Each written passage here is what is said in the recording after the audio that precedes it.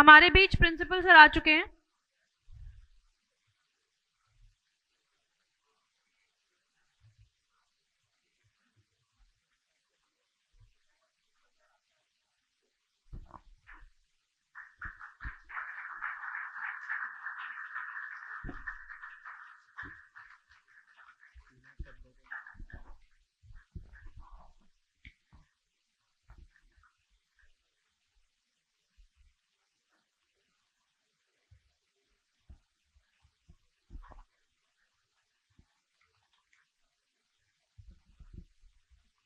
अब मैं मंच पर योगेश शर्मा सर को बुलाना चाहूंगी कि वे आए और हमारे गेस्ट का इंट्रोडक्शन हमसे कराएं।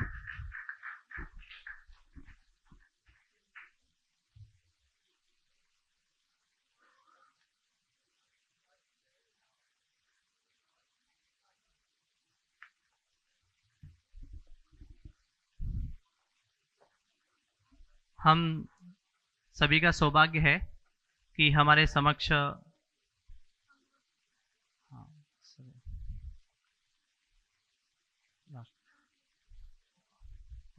लास्ट में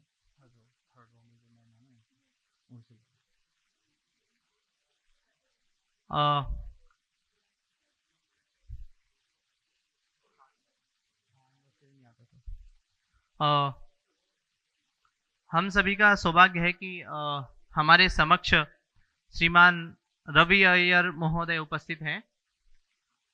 आप लघु काल से ही स्वयंसेवक हैं। आप अध्ययन काल के उपरांत से पूर्णकालिक प्रचारक हैं। राष्ट्रीय स्वयंसेवक संघ की अखिल भारतीय संपर्क टोली के सदस्य रहे हैं। आपने अनेक वर्षों से विश्व विभाग का कार्य संभाला। अनेक दायित्वों पर रहते हुए आपने विशिष्ट कार्यों को करते हुए केवल भारत ही नहीं अपितु संपूर्ण विश्व में भारतीय विचारधारा का प्रचार प्रसार किया। ऐसे महनीय अतिथि हमारे समक्ष उपस्थित हैं। मैं निवेदन करूंगा हमारे प्राचार्य महोदय प्रोफेसर रविंद्र गुप्ता सर से कि वो महोदय का अंग वस्त्र प्रदान करके स्वागत करें।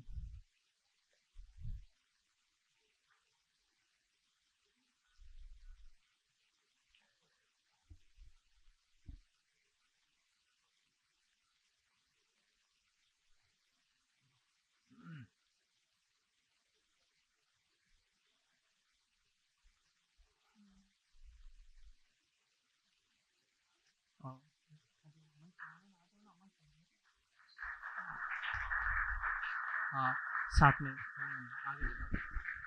अब मैं अनीता बजाज मैम को मंच पर बुलाना चाहूंगी कि वे स्मृति चिन्ह एवं किताब देकर उनका स्वागत करें। उदिता मैम को बुलाना चाहूंगी।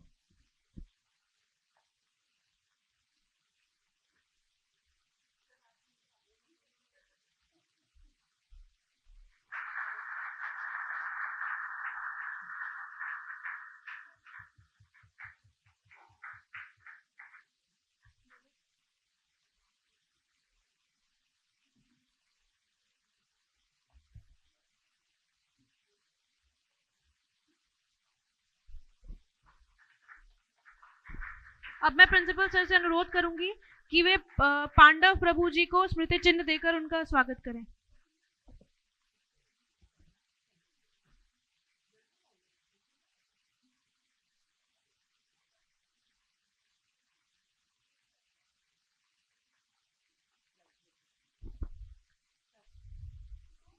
मैं प्रियंका मैम को स्टेज पर बुलाना चाहूंगी।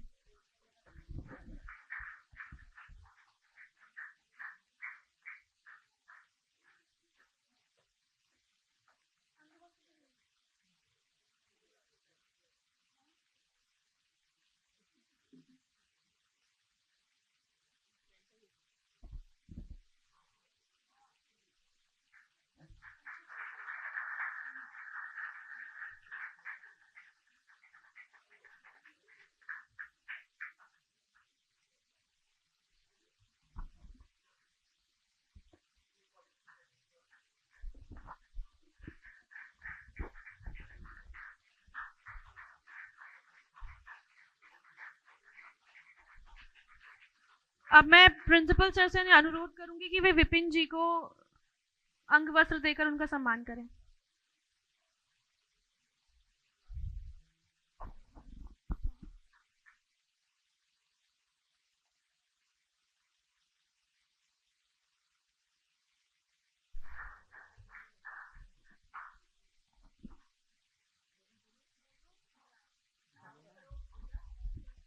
ओम।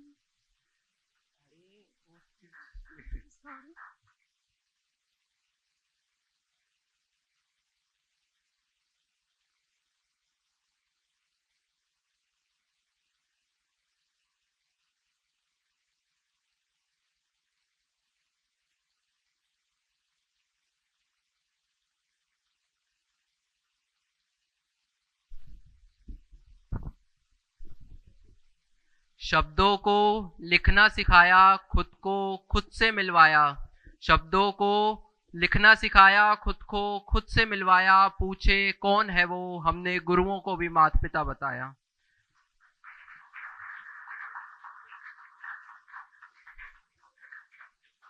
अब मैं हमारे प्राचार्य महोदय से निवेदन करता हूं कि वह अपने प्रेरणादायक विचारों से हमें संबोधित करें। जोरदार तालियों से इनका स्वागत करें।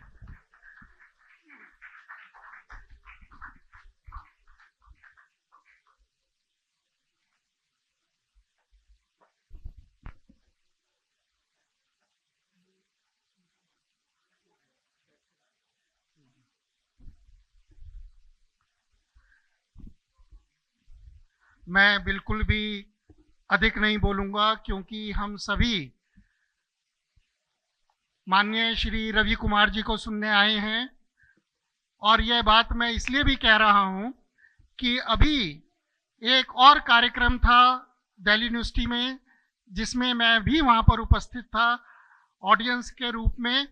और जो मैंने वहां पर सुना, मैं समझता हूं कि उस तरह का व्याख्यान मैंने कभी नहीं सुना था कि भारत है क्या और भारत के ऊपर हमें क्यों नहीं गर्व होना चाहिए और हमें भारतीय होने पर क्यों नहीं गर्व होना चाहिए। इसलिए आप सभी को केवल आज जो भारतीय नववर्ष विक्रमी संवत 2083 की बहुत बहुत मैं आपको शुभकामनाएं देता हूं। शुभ नवरात्रि का भी प्रारंभ आज से हुआ है, उसकी भी मैं आप सभी को बहुत बहुत शुभकामनाएं और बधाई देता हूं। और आर्य समाज, जो कॉलेज का नाम PGDAV है, इसमें जो डी है, डी स्टैंड्स फॉर दयानंद। महर्षि स्वामी दयानंद सरस्वती जी ने आर्य समाज की स्थापना की थी। वो स्थापना भी आज के दिन हुई थी। उस स्थापना दिवस के अवसर पर भी मैं आपको बहुत बहुत बधाई और शुभकामनाएं देता हूं।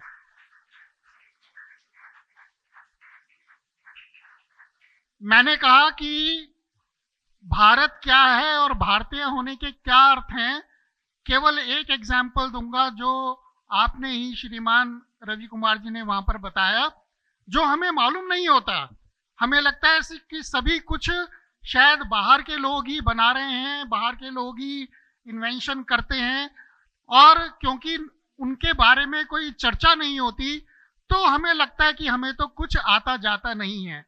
यह बात पुराने समय की नहीं कर रहा, पुराने समय में तो था ही। आज के समय की बात का एक उदाहरण देकर, जो आपने अभी वहां पर बताया, यह जो मोबाइल हम सभी इस्तेमाल करते हैं, स्मार्टफोन जिसको कहते हैं, किसी कंपनी का हो, चाहे सैमसंग है, एप्पल है और किसी कंपनी का, इसमें हम वीडियो देखते हैं। इस वीडियो को देखने के लिए अंदर एक स्विच होता है जिसको MIMO बोलते हैं। वो स्विच एक भारतीय के द्वारा इन्वेंट किया गया है। आपने जो मोबाइल की स्पीड होती है 2G 3G, इस तरह से अब नए नए वर्जन और आगे आते चले जाते हैं। यह किस वजह से पॉसिबल हो पाया है, उसकी जो स्पेसिफिक डिवाइस है, वह डिवाइस भी एक इंडियन के द्वारा ही इन्वेंट की गई थी।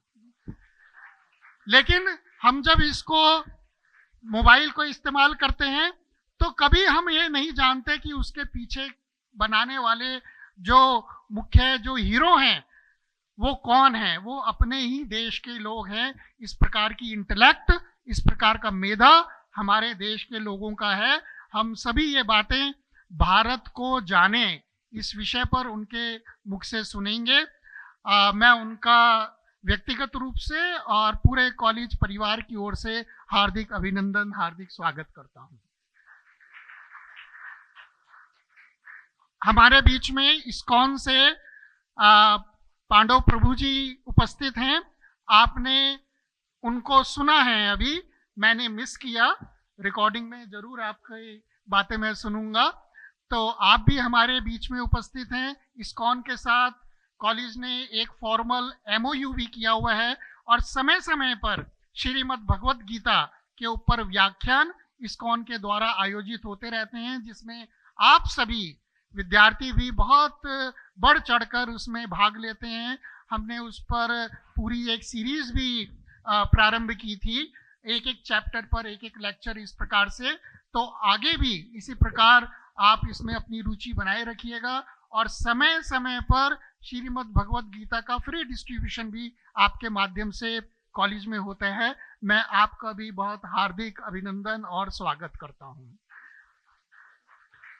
यह जो कार्यक्रम है यह विश्व हिंदी परिषद के कोलैबोरेशन के साथ आयोजित किया जा रहा है और श्रीमान विपिन जी जो उसके राष्ट्रीय महासचिव हैं वो हमारे बीच में हैं। आपका भी सहयोग हमें मिलता रहा है, आगे भी मिलता रहेगा और बहुत छोटे नोटिस पर हमने ये कार्यक्रम आयोजित किया। आपका भरपूर सहयोग हमें प्राप्त हुआ है। आपका भी इस कार्यक्रम में हार्दिक अभिनंदन और हार्दिक स्वागत।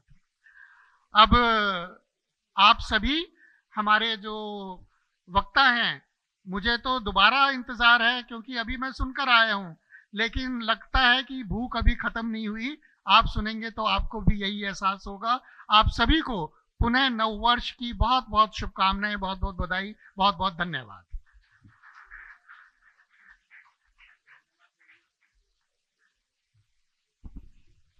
बहुत बहुत शुक्रिया सर।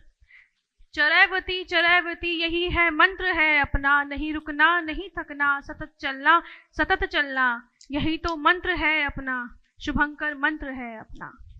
इसी के साथ मैं श्री रवि अय्यर सर को सादर आमंत्रित करती हूँ, कृपया सभा को संबोधित करें। जोरदार तालियों से इनका स्वागत करें।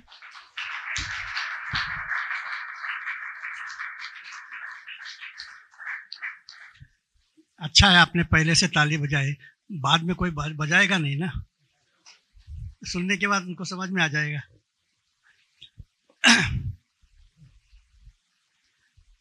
हिंदी के प्रचार में दुनिया भर प्रवास करते रहते हैं हमारे डॉक्टर बिपिन जी। 1977 में जो भारत सरकार थी उसमें विदेश मंत्री बने अटल बिहारी वाजपेयी, और यूनाइटेड नेशन में जब गए वहाँ उन्होंने पहले बार किसी ने हिंदी में प्रवचन किया था यूनाइटेड नेशन में।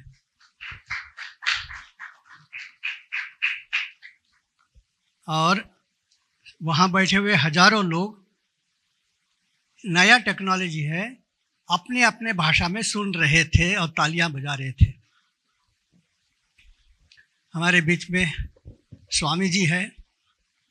भगवत गीता 80 से भी अधिक भाषाओं में आज उपलब्ध है, तो केवल सबसे बड़ा श्रेय जाएगा इस्कॉन के लिए।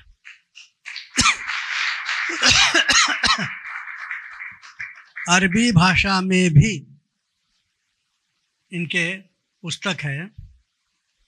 रशिया और यूक्रेन का युद्ध हो रहा है, लोग पूछते हैं कि कब समाप्त होगा। रशिया में भी इस्कॉन है, यूक्रेन में भी इस्कॉन है।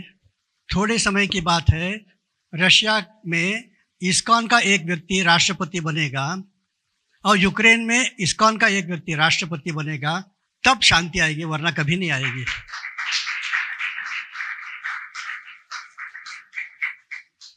जब तक भगवत गीता दुनिया भर में नहीं जाएगी, युद्ध कहीं भी टल नहीं सकता है। और ये काम केवल इनको करना है क्या? भगवत गीता तो सबका है, हमने क्यों नहीं किया? करना चाहिए। अब गीता आसानी से समझने के लिए एक दो बातें बताता हूं। गीता का सार क्या है? तो आप बार बार गीता गीता गीता गीत्यागी बोलते रहेंगे तो दूसरा एक शब्द सुना देगा। क्या है? सुनाइए, क्या सुनाई दिया? बार बार बोलिए, गीता गीता गीता गीत्या गीत्या गीत्यागी त्यागी। तो गीता का सार है त्यागी बनो। समझ में आया? कितने लोगों को समझ में आया? बाकी लोगों को समझाओ। और गीता का पहला श्लोक का पहला वाक्य क्या है? कोई भी बताइए, जो व्यक्ति जानते होंगे। पहले श्लोक का पहला शब्द क्या है? धर्म क्षेत्रे, तो धर्म है। आखिरी श्लोक का आखिरी शब्द क्या है? वो आखिरी में आता है नीतिर मतिर मम। तो आखिरी में मम, शुरुआत में धर्म, इसको जोड़ेंगे तो आ गया है। उसके बीच में ही तो आपका पूरा भगवत गीता है। मम धर्म यानी मेरा कर्तव्य, मैंने क्या करना चाहिए उसमें है। उसी को बार बार वो समझा रहे हैं अर्जुन को। अर्जुन हमारे जैसे, मेरे जैसे वो कमजोर व्यक्ति था, जल्दी समझ में नहीं आता था, इसलिए 700 श्लोक में समझाना पड़ा, जो पहले ही श्लोक में आ गया।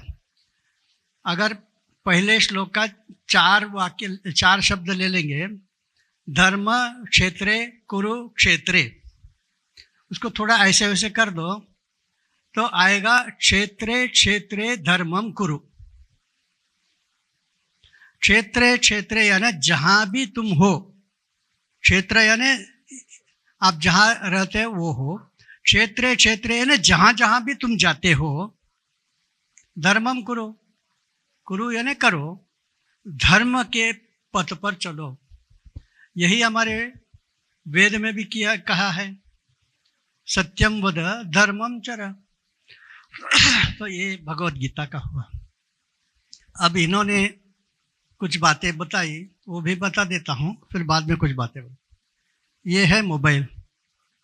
आज दुनिया मोस्ट इंटरकनेक्टेड हुआ है तो मोबाइल के कारण।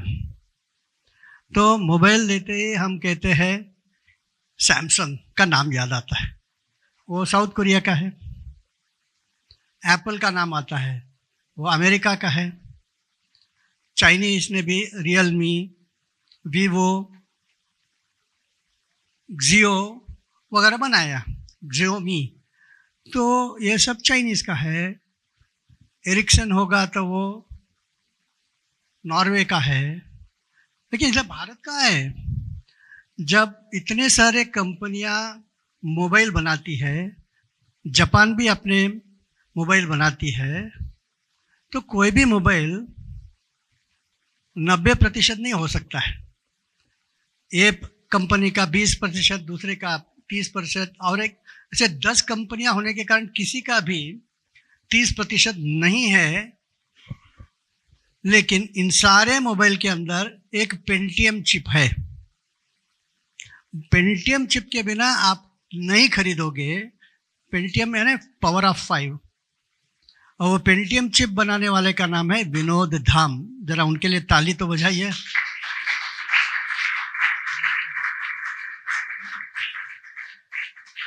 और 4th जनरेशन वाला चिप डालकर कोई बेचेगा तो दुनिया में खरीदने वाले मिलेंगे नहीं। फिर इसके अंदर एक छेद है जिसके माध्यम से आप चार्जिंग करते हो, उसको कहते हैं USB पोर्ट। इसको यूनिवर्सल सीरियल बस कहते हैं। अगर चार्जिंग नहीं होता है, एक बार यूज़ करो और फेंक दो, तो कोई खरीदेगा क्या?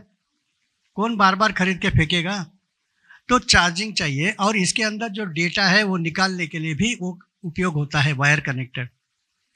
इस USB टेक्नोलॉजी को बनाने वाला बड़ौदा का अजय भट्ट, जरा उसके लिए भी फिर इसके अंदर आप वीडियो देखते हो, चलचित्र देखते हो। पहले तो केवल सुनते थे, उसको कहते हैं MP3, लेकिन MP4 आ गया है, MPEG-4 कहते हैं। वो चिप इसके अंदर होने के कारण आप पिक्चर देखते हो, आप न्यूज़ देखते हो, तो वीडियो देखते हो। तो उस MPEG-4 बनाने वाले का नाम है, दक्षिण भारत का है, अरुण नेत्रावली।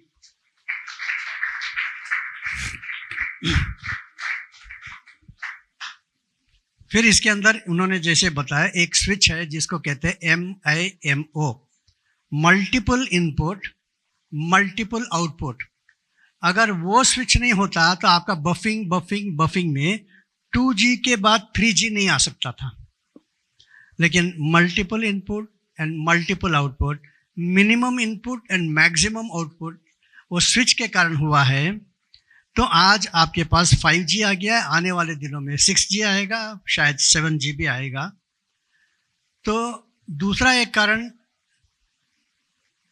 2G के बाद 3G 4G आने का, उसके लिए नरेंद्र सिंह कपानी का, उसको कहते हैं फादर ऑफ फाइबर ऑप्टिक्स। पहले एक कॉपर ट्यूब में से आप कंडक्टिंग करते थे, कॉपर ट्यूब नहीं, कॉपर वायर से जाता था, लेकिन कॉपर वायर बहुत कॉस्टली है, इसलिए एल्यूमिनियम वायर डालने लगे। ये कॉपर वायर और एल्यूमिनियम वायर से आप यहाँ से अमेरिका से ये सब भेजना बहुत संभव नहीं है, उसमें एरर बहुत आता है और बफिंग बहुत होता है। तो 2G के ऊपर आप जा ही नहीं सकते थे। जैसे Narendra Singh Kapany, the father of fibre optics, ने एक फाइबर ऑप्टिक छोटा सा ट्यूब, उसके अंदर करोड़ों इंफॉर्मेशन जाता है, इसके कारण आज आपके पास 5G उपलब्ध है। और पहला जो कनेक्टिविटी बनाने में मदद किया था सबीर भाटिया ने। सबीर भाटिया ने क्या आविष्कार किया बताए? सबने प्रयोग किया, हॉटमेल। बाद में याहू आया, बाद में जीमेल आया, लेकिन सबका फादर जो है सबीर भाटिया है। तो आप देखते हो कि इसके अंदर जो मुख्य चीज है वो करने वाले भारतीय थे, भारतीय है। आने वाले दिनों में क्वांटम कंप्यूटिंग में भी भारतीय लोग का योगदान आपको ध्यान में आएगा। लेकिन दुर्भाग्य यह है कि जिनको इसके बारे में गर्व होना चाहिए वो आराम से बैठे हैं, उनको कुछ भी मालूम नहीं। इंटरनेट के ज़माने में इतनी हाई कनेक्टिविटी है, ये ढूंढने के लिए कोई प्रोफेसर नहीं चाहिए, ये मेरे माता पिता ने नहीं समझाया, ये बताने की ज़रूरत नहीं है।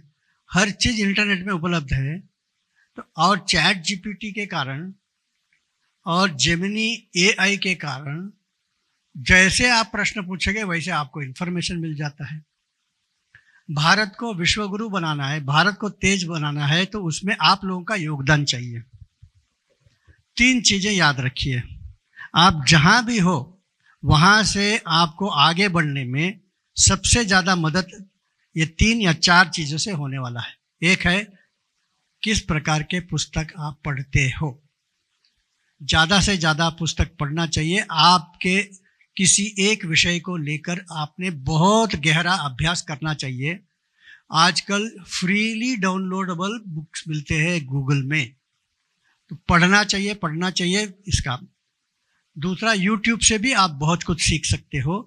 ज़्यादा से ज़्यादा रील्स अपने किसी ज्ञानवर्धक विषय पर लेकर करना चाहिए, ये दूसरा।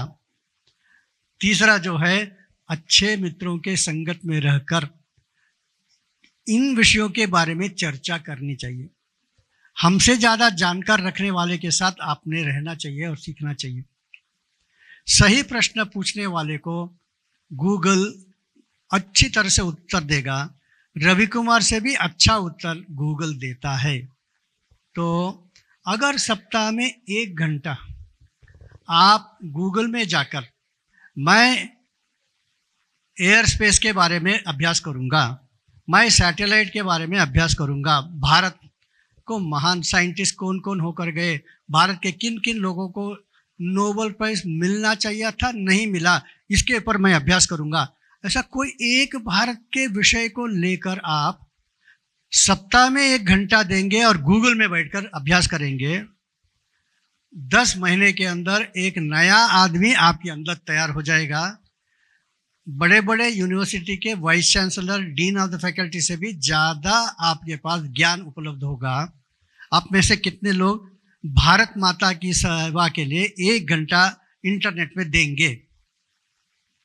वाह, बढ़िया, मैं ताली बजाता हूँ आपकी ओर से। आपने बोल दिया लेकिन थोड़े दिनों में भूल जाएंगे, अरे यार मैं अगले महीने करता हूँ, अगले महीने करता हूँ करके साल निकल जाएगा। तो आपने दूसरे बगल में उसको बताना कि भाई तुम्हारा काम है मुझे याद दिलाना। जब तक आप एक दूसरे को मदद नहीं करते हो, धक्का नहीं देते हो, होगा नहीं, गाड़ी वहीं खड़ी रहेगी। अभी सर्वपल्ली राधाकृष्णन भारत के पहले उप राष्ट्रपति थे, लेकिन 1930 के दशक में जब देश गुलाम था, वे प्राध्यापक के नाते ऑक्सफोर्ड यूनिवर्सिटी गए। वहाँ वो कंपैरेटिव रिलीजन सिखाते थे। उस समय भारत गुलाम देश था और इंग्लैंड में भारतीय लोगों की संख्या बहुत कम थी। जहाँ देख अंग्रेज थे तो अंग्रेजी छोटे छोटे बच्चे भी इनको ताना मारते थे, कुछ ना कुछ भारत के बारे में खराब बोलना। तो कुछ विद्यार्थियों ने सोच लिया और उनको बताया, उनसे एक बात बताई, देखो हम लोग गोरे हैं, लेकिन आपके देश में आप लोग भूरे रंग के हो, अफ्रीका के लोग काले रंग के हैं, तो हम श्रेष्ठ है क्योंकि हम गोरे हैं। आप भूरे रंग के हो और वो काले रंग के हैं, तो आप सब कनिष्ठ है हमसे। तब उन्होंने तुरंत उनको उत्तर दिया, जब सृष्टि का आविष्कार भगवान कर रहे थे तो उनको ज़्यादा अनुभव नहीं था सृष्टि कैसे बनाना, तो रोटी बना रहे थे, ब्रेड बना रहे थे। जब रोटी बनाने ठीक तरह से आता नहीं है तो पहले उन्होंने उसको तेज आंच लगाया तो एकदम काला हो गया, तो उसे उन्होंने फेंका, अफ्रीका में जाके गिरा। अब उन्होंने तेज कम कर दिया, आटा गोंद करके तवा में रोटी रखा, लेकिन इस बार उन्होंने इतना छोटा कर दिया कि 5 मिनट के बाद जब निकाल के देखा तो आधा आटा और आधा रोटी था, तो सफ़ेद सफ़ेद था, अच्छी तरह से पका नहीं था, फेंका तो यूरोप में आके गिरा। अब बहुत ज़्यादा भी तेज नहीं होना चाहिए, कम भी नहीं होना चाहिए, बीच में मीडियम लगाया और उन्होंने 5 मिनट उसको गर्म किया। अब एकदम सोने के रंग का बहुत ही बढ़िया ब्रेड या चपाती बन गया, वो फेंका, वो भारत में गिरा। अब ये विद्यार्थी लोगों ने सोचा कि हमको इन्होंने उल्लू बना दिया कि तुम पके हुए नहीं है, तुम्हारा दिमाग तो कमज़ोर है करके। तो थोड़े दिन सोचा, थोड़े दिन के बाद फिर से आया, देखिए जी पूरे यूरोप के लोग एक ही रंग के हैं, सफ़ेद, लेकिन तुम्हारे भारत में कोई सफ़ेद है, कोई भूरा है, कोई काला है, ये क्या है? कोई ब्राउन है, कोई ब्लैक है, कोई वाइट है, इसलिए हम श्रेष्ठ है क्योंकि we all are white in colour. तब उन्होंने बताया कि ये जो जानवरों में एक होता है घोड़ा, घोड़ा सफ़ेद भी होता है, घोड़ा ब्राउन भी होता है, घोड़ा ब्लैक भी होता है, वो है इंडियन, लेकिन गधा जो होता है हमेशा सफ़ेद ही होता है।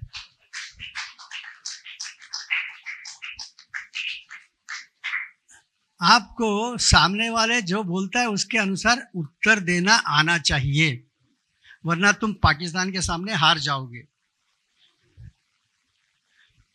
एक 24 साल का लड़का था और कमाल का काम किया है। आज दुनिया में दूध हम दुनिया के अनेक देशों में सप्लाई करते हैं।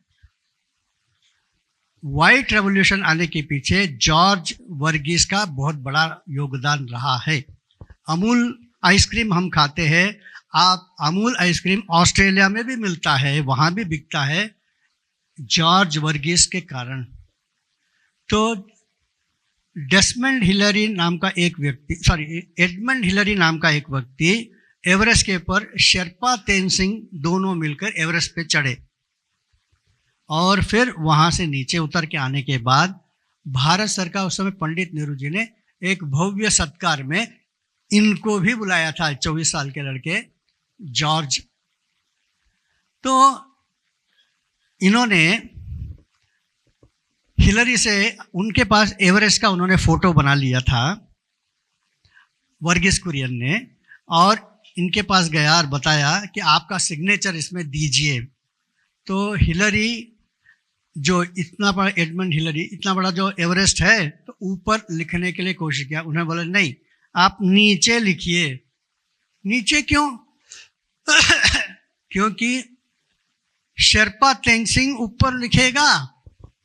अरे भाई ऐसे कैसे हो सकता है, हम दोनों मिलकर ऊपर गए तो ऊपर वो और नीचे मैं क्यों? तब क्या उत्तर दिया उन्होंने, 24 साल का लड़का आप जैसे था, उसने बोला कि शेरपा तेनसिंग हमारा आदमी है। देशभक्ति का एक उदाहरण हमारे जीवन में, दैनिक जीवन में प्रकट होना चाहिए। जरा वर्गीस कुरियन के लिए एक ताली तो बजाइए।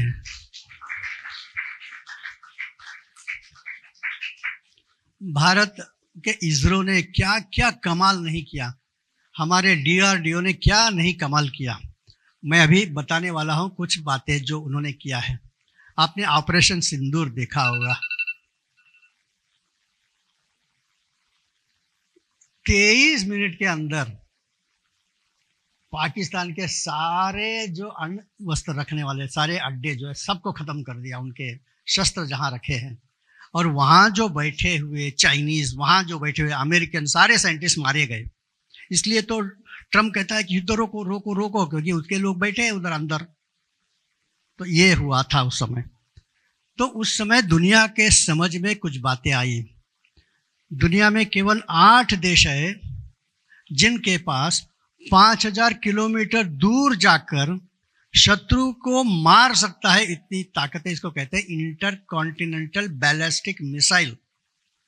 भारत के बैलिस्टिक केवल 8 देशों के पास ICBM है, उसमें एक है भारत।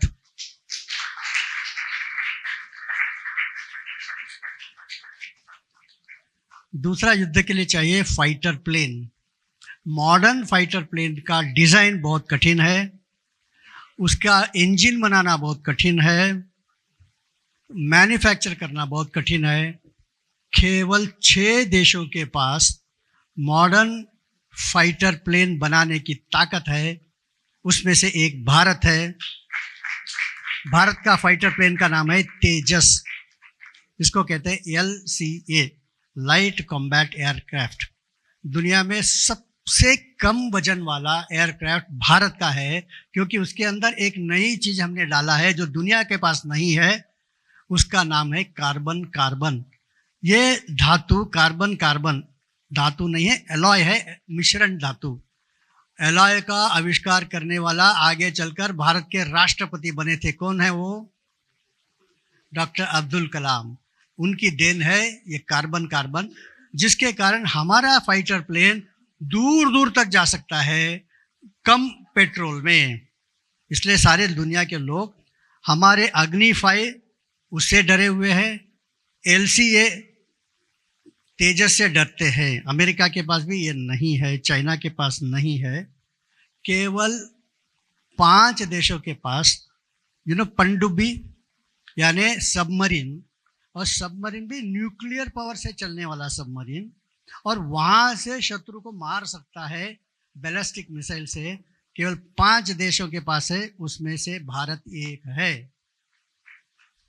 और हमारे सबमरीन का नाम है अरिहंत। केवल 4 देश है जो चांद पे जाकर उतरे हैं।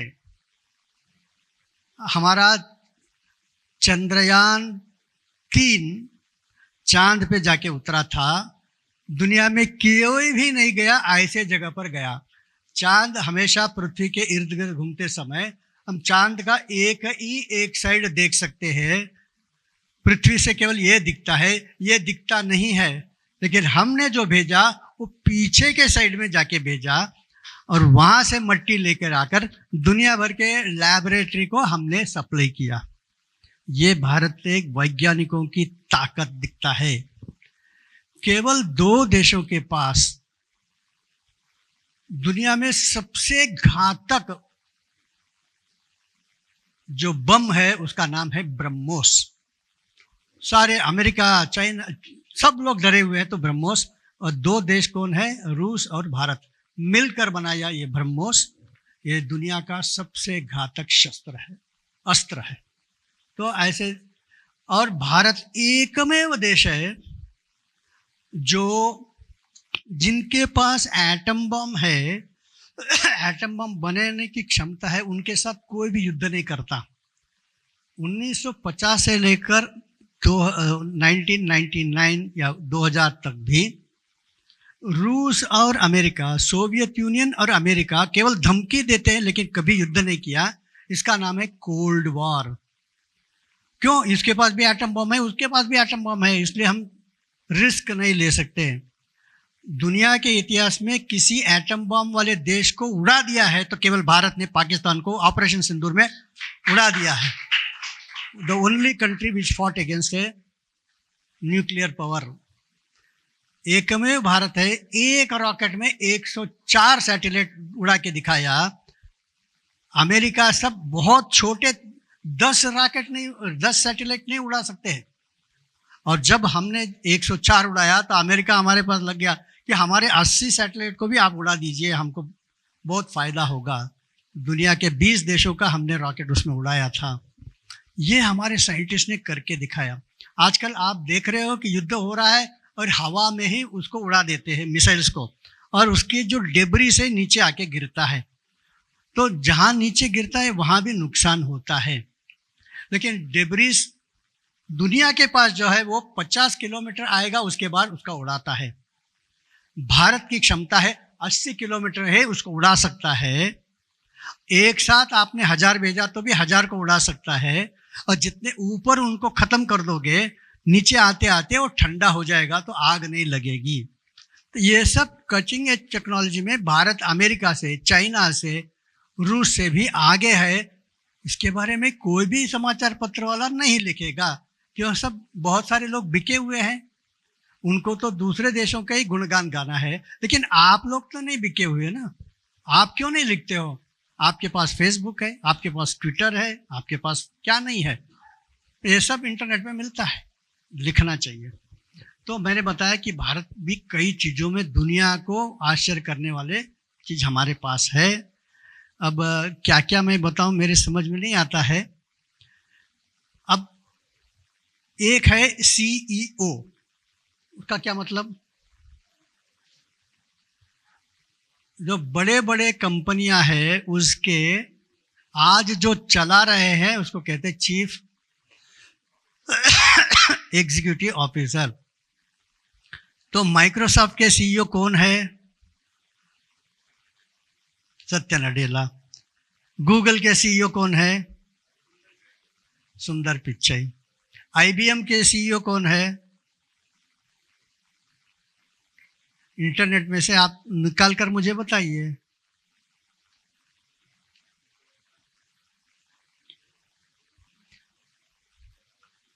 फिर मैं कुछ नाम बताता हूं, उनके बारे में आप बताइए। गीता गोपीनाथ, तो कौन है? अरविंद कृष्णा, करेक्ट, IBM के। ये गीता गोपीनाथ कौन है? लीना नायर, ये कौन है?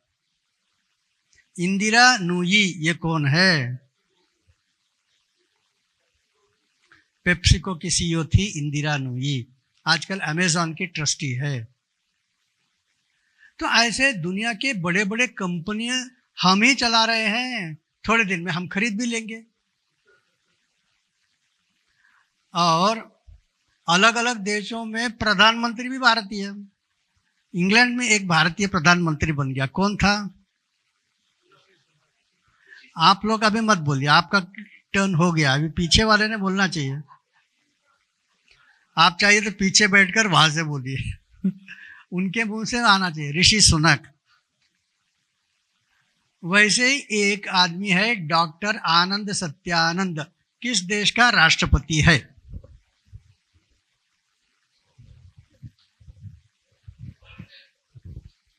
नहीं। प्रगतिशील देश जिसको कहते हैं उसमें मॉरिशस आज नहीं पहुंचा है।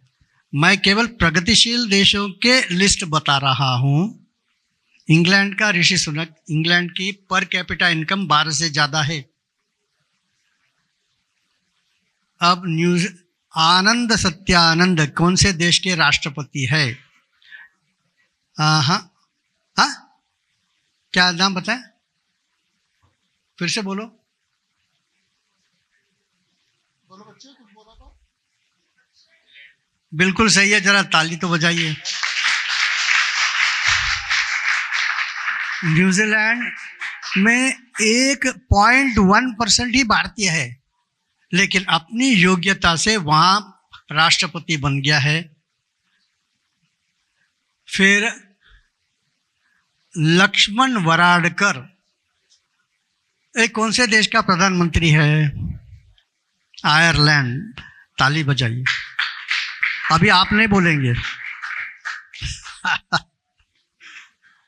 एंटोनियो कोस्टा, ये गोवा का आदमी, किस देश का प्रधानमंत्री है?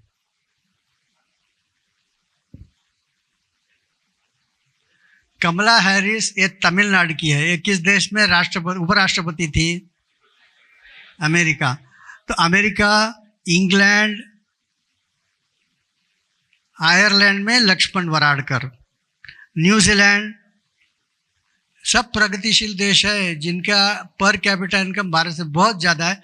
इन सब देशों में 0.1% से कम भारतीय होते हुए भी वहाँ के लोगों ने इनको चुना है। ये हमारी ताकत है। दुनिया भर के लोग किससे डरते हैं?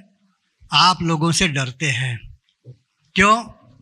कि कंपटीशन में जहां भी भारतीय लड़का पहुंच गया है, वो भले 14 वर्ष के लिए कंपटीशन होता है स्पेलिंग बी, 18 वर्ष के लिए होता है इंजीनियरिंग कंपटीशन।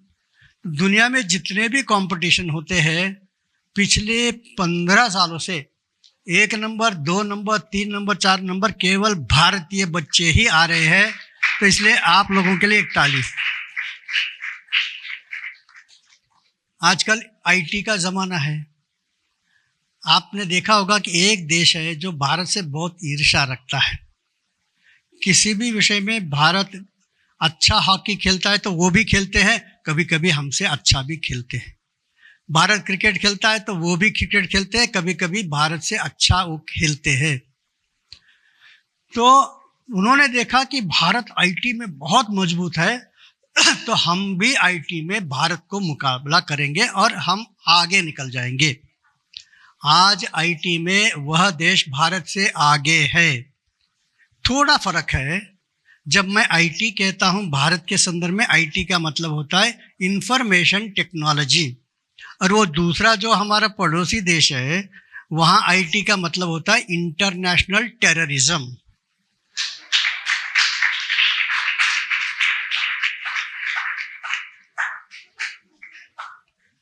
एक बार वहाँ के प्रधानमंत्री,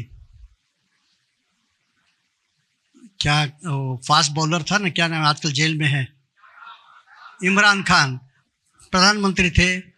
वो डॉक्टर के पास गया, उनका कान जो है जल चुका था। तो डॉक्टर ने बोला कि ऐसे कान कैसे जल गया? तो बोला कि मैं कपड़े को इस्त्री कर रहा था, इतने में कपिल देव ने फोन किया भारत से, तो मैंने उठाया, कान में रखा, तो कान जल गया। वो ठीक है, लेकिन तुम्हारा दूसरा कान क्यों जल गया? उस कमबख्त कपिल देव ने दोबारा फोन किया, इसलिए दूसरा कान भी चले गया। हमारे देश के प्रधानमंत्री अटल जी ने कहा कि चलो दोस्त किससे बनाना नहीं बनाना ये मैं सोच सकता हूँ, लेकिन मेरे देश के बगल वाला देश कौन होना चाहिए मैं नहीं तय कर सकता हूँ। वो प्रकृति ने दिया है, इसलिए बगल वाला देश से कुछ भी हो दोस्ती कर लो। तो इसलिए उन्होंने एक अच्छी भावना से उन्होंने एक यात्रा निकाली, उनके साथ देवानंद जैसे कुछ मशहूर कलाकारों को भी लेकर गए थे। विपिन जी, आप भी गए थे क्या उनके साथ? नहीं, पूछ रहा, आप दुनिया भर में जाते रहते हो। तो कई लोगों को लेकर वो लाहौर यात्रा में गए थे अमृतसर से। और फिर उन्होंने बताया कि भारत और पाकिस्तान के बीच में कई वर्षों से क्रिकेट बंद हुआ, तो शुरू कर देते हैं। और वाघा में क्रिकेट मैच शुरू चल रहा था। वाघा नहीं, वो मोगा में क्रिकेट मैच शुरू किया। और मैच अलग अलग जगह पे होता, तो मोगा में जब था तो लाहौर से अमृतसर आना कई लोगों को उन्होंने वीज़ा दिया। तो 100 लोग पाकिस्तान से, लाहौर से अमृतसर आ गए, वहाँ से ट्रेन पकड़कर मोगा जाना है मैच देखने के लिए। लेकिन इसमें से 100 में से 99 लोग रेल के पटरी में कट के मर गए। तुरंत रेलवे मिनिस्टर अपने जो अश्विन वैष्णव है वो भागते हुए गए, बाप रे देश बर्बाद हो जाएगा, सारी दुनिया हम पर चढ़ेंगे। बेचारे लोग आए थे मैच देखने के लिए और सब के सब मर गए, ये कैसे हुआ? तो वहां पहुंच गए अमृतसर ने, एक बचा हुआ था जो 100 आदमी था। उसको पूछा, भाई साहब इतना बड़ा हादसा कैसे हुआ? तो बोले थे कि हम सब लोग प्लेटफॉर्म में बैठे थे, हम 100 लोग आए कि ट्रेन आएगा और हम लोग ट्रेन में बैठकर मोगा जाएंगे मैच देखने के लिए। इतने में उन्होंने अनाउंसमेंट होता है ना, तो उसमें बताया था कि अब मोगा जाने वाली ट्रेन प्लेटफॉर्म नंबर 1 पर आएगी। तो इनको लगा कि प्लेटफॉर्म में ट्रेन आने वाली है, इसलिए वे कूद कर नीचे जो पटरी है वहां जाके बैठ गए। अब गाड़ी तो पटरी पे आ गई, इसलिए वो सब मर गए। इसने पूछा, तुम कैसे बच गए? मैं तो आत्महत्या करने के लिए वहां सो रहा था, लेकिन जब उन्होंने बताया कि प्लेटफॉर्म नंबर 1 पे ट्रेन आएगी तो मैं वहां से उठकर इधर आ गया। लेकिन आप लोगों ने चीटिंग किया, गाड़ी तो प्लेटफॉर्म में आई ही नहीं, मैं क्या करूं? तो ऐसे एक देश से हमें पाला पड़ता है, करना पड़ता है। जो भी है वो उनकी ताकत वो है, हमारी ताकत कुछ है। अब मैं थोड़ा रुकता हूँ, आप में से किसी को कुछ प्रश्न पूछना है क्या? देखो, एक ऋषि सुनक जैसे मैंने कई लोगों के नाम बताए जो अलग अलग देश के प्रधानमंत्री बन चुके हैं, जो अलग अलग कंपनियों के CEO बन चुके हैं। आने वाले वर्षों में क्या इनकी संख्या बढ़ेगी या घटेगी? पूछो, मैं पूछ रहा हूँ आपसे, ये तो आपके ऊपर है। सारी दुनिया के लोग डरे हुए हैं, तो भारतीय विद्यार्थी से डरते हैं क्योंकि कंपटीशन में इनके सामने हम हार जाते हैं। चलो, आप में से किसी को कुछ कहना हो, लेकिन आप घंटों तक भाषण नहीं दे सकते। एक जो भी प्रश्न 2 मिनट के अंदर जो पूछेगा उस प्रश्न का उत्तर मिलेगा, बाकी तो आप संभालिए। पूछना है तो पूछ सकते हैं। कोई बच्चे बोलिए, अगर किसी ने कोई प्रश्न पूछ रहा है। और जैसे आपको बताया गया, स्पेसिफिक बिल्कुल पॉइंटेड क्वेश्चन पूछना है, ठीक है? लंबी बात नहीं करनी है। हाँ बोलो बच्चे। ये एक माइक उधर पहुंचाओ, बच्चे के पास पहुंचाओ माइक। नहीं, बोलो बच्चे बोलो।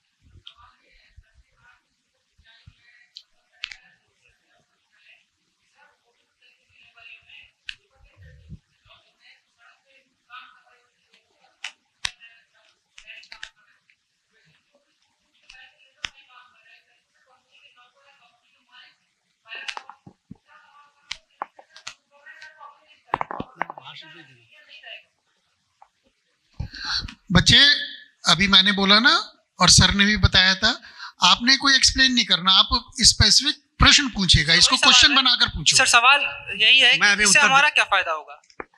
अभी देखो, उन्होंने प्रश्न पूछा, अच्छा प्रश्न है कि सुंदर पिच्चे भारत में क्यों एक असिस्टेंट प्रोफेसर नहीं बनता है, वहां जाकर गूगल का क्यों मालिक बनता है? मालिक यानी CEO क्यों बनता है? सत्य नाडेला यहाँ किसी कॉलेज में लेक्चरर बन जाए, वो ज़्यादा अच्छा है, ऐसा उनका कहना है। आज गूगल, आप हर रेलवे स्टेशन में आप जाते हैं तो वहाँ वाईफाई मिलता है, उसके नीचे क्या लिखा है? सौजन्य गूगल। तो देश में लाखों जगह पर गूगल में अगर सत्य नाडेला के जगह पर एक इमरान खान होता तो समझ लीजिए कि भारत को बर्बाद करने में 2 मिनट नहीं लगेगा। और गूगल अगर वो एक बटन दबाएगा तो आप सब लोग अंधेरे में चले जाएंगे। आज देश को बचा रहा है, बहुत ही क्रिटिकल एरिया में बचा रहा है सत्य नडेला और सुंदर पिचाई। जरा सोचिए वहां इमरान खान होता, ये मुशर्रफ होता तो क्या होता आपकी। जब तक भारत में आप लोग मिलकर एक नया गूगल नहीं बनाओगे तब तक सुंदर पिचाई वहां बैठे रहना जरूरी है। और वहां रहकर वो भारत के लिए लाखों लैपटॉप फ्री में दिया है सत्य नडेला ने, भारत के म्युनिसिपल कॉरपोरेशन स्कूल के विद्यार्थियों के लिए। अगर वहां एक इमरान खान होता तो तुम्हारा क्या हो जाता, सोचना चाहिए। और थोड़े समय की बात है, अगर यहाँ से यहाँ तक चढ़ा है तो आगे नहीं चढ़ेगा, ऐसा कोई किसी ने बताया है क्या? जो लड़का पहली से 5वीं तक आएगा तो वो 10वीं क्यों नहीं किया, 10वीं क्यों नहीं किया? अरे करेगा ना। अभी वो CEO बना है, 5 साल के अंदर पूरा कंपनी खरीद लेगा, गूगल इसके पॉकेट में रहेगा। उनको पूछा गया था, बिल गेट्स को पूछा गया था कि तुमने इतना बड़ा कंपनी बनाया है माइक्रोसॉफ्ट, क्या हमारे देश में एक गधा नहीं मिला जिसको आप वहां CEO बना सकते हो? तुमने एक भारतीय को क्यों बनाया? तब उसने बताया हमारे देश में हार्वर्ड है, हमारे देश में स्टैनफोर्ड यूनिवर्सिटी है, हमारे देश में बॉस्टन यूनिवर्सिटी है, MIT है, वार्टन है, इतने बड़े बड़े विश्वविद्यालय है, लेकिन वहां से एक ईमानदार लड़का नहीं तैयार होता है। अमेरिका दुनिया में सबसे जो यूनिवर्सिटी है वहाँ सबसे नालायक बच्चे तैयार होते हैं, भले वो बहुत बुद्धिमान हो। ये उसका कहना है कि we are creating the most educated, most talented rascals of the world. अच्छे लोग, ईमानदार लोग इस कंपनी को आगे ले जाएंगे। ये क्षमता केवल भारतीय लोगों के पास है। जब मुझे ये बेचना होगा मैं भारतीयों को बेचूंगा।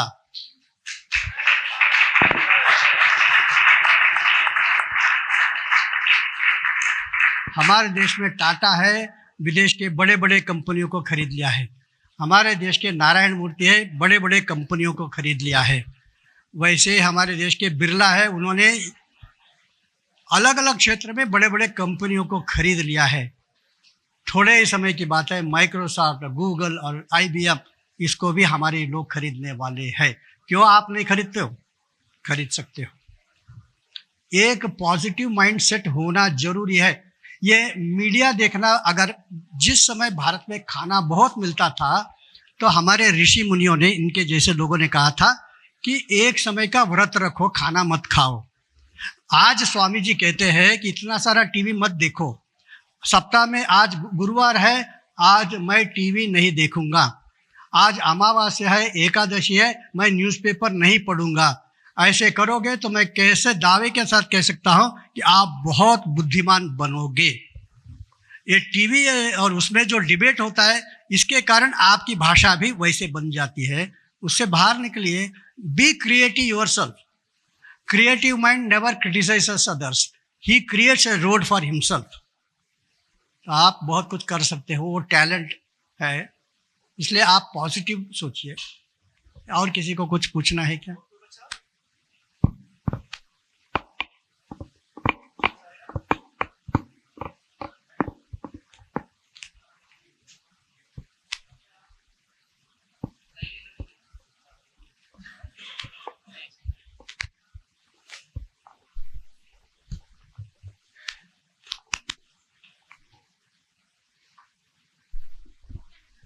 सर बहुत बहुत धन्यवाद आपका प्रेरणादायक विचारों के लिए। सुनते समझते सीखा बहुत कुछ, लिखते लिखाते सीखा बहुत कुछ। सुनते समझते सीखा बहुत कुछ, लिखते लिखाते सीखा बहुत कुछ।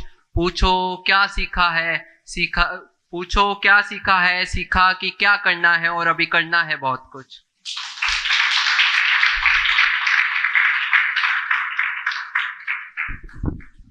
आर्य समाज स्थापना दिवस के पावन अवसर पर कल्चर एवं एथनिक सेल के छात्र महर्षि दयानंद सरस्वती जी का एक चित्र महाविद्यालय को भेंट करना चाहता है। यह चित्र पीजीडीएवी महाविद्यालय सांधे के गणित स्नातक के एक छात्र सागर चौरसिया द्वारा बनाया गया है।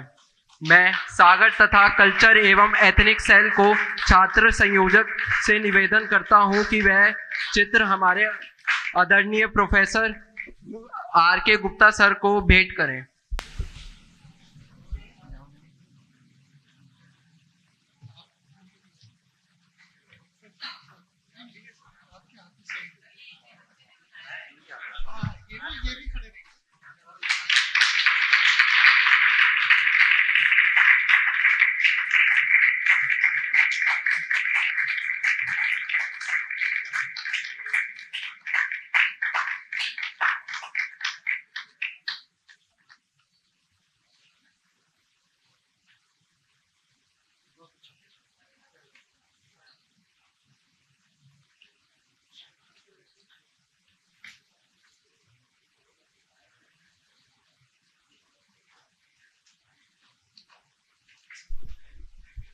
कल हमारे महाविद्यालय में एक अंतर महाविद्यालय निबंध लेखन प्रतियोगिता हुई, जिसका विषय भारतीय नववर्ष के वैज्ञानिकी आधार एवं इसकी वर्तमान प्रासंगिकता है। उसमें बहुत से प्रतिभागियों ने भाग लिया, जिसका निर्णय आज हुआ। उसका तृतीय पुरस्कार जाता है सुशांत कुमार को, जो मैं अतिथि एवं प्राचार्य सर को आमंत्रित करता हूं कि वह आए और उन्हें विजेताओं का सम्मान करें।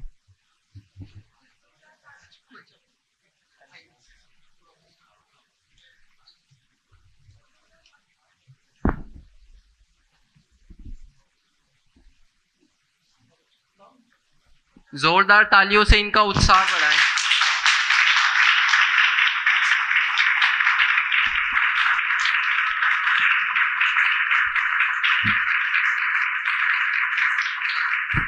द्वितीय पुरस्कार के लिए शिवानी पासवान, जोरदार तालियों से इनका भी उत्साह बढ़ाएं।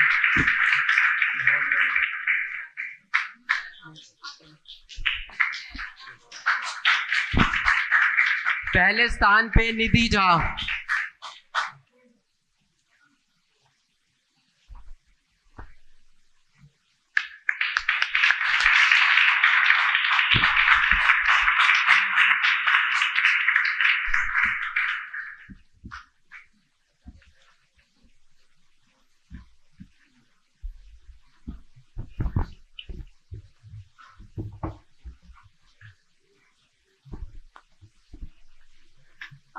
नमस्कार सभी को। भारतीय नववर्ष की शुभकामनाएं प्रकट करने के लिए इस्कॉन की तरफ से मैं प्रभु जी से अनुग्रह करती हूँ कि हमारे अतिथिगण को भगवत गीता भेंट स्वरूप प्रदान करें।